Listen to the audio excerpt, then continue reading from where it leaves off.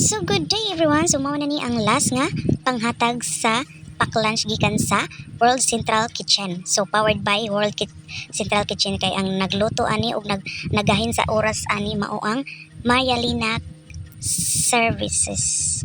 So sila ang food catering ani. So lami kay na mga pagkaon.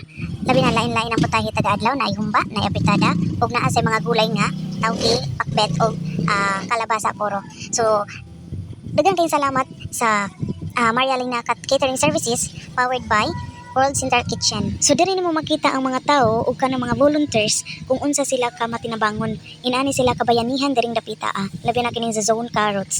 Grabe sila ka aktibo kayo ni silang diring dapita Ari siya magtanaw ka sa ilahi is grabe kay maka heart jud sa imuhang kasing-kasing. So ato gay ipatigbabaw nga ato ang gugma og kalipay diring dapita sa Zone Palya o sa Zone Carrots o sa uban pang nahatagan og hinabang ang kakuyaw o kagutom sa niagi nga bagyo.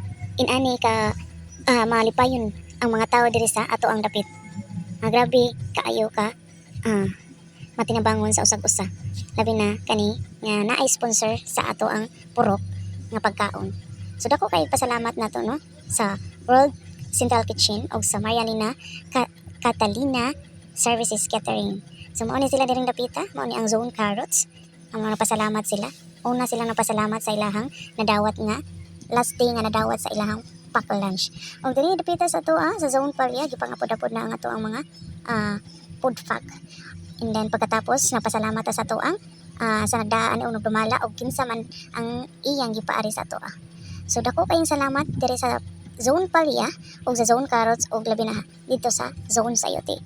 Dakong salamat sa inyong tabang. Bye-bye! Thank you.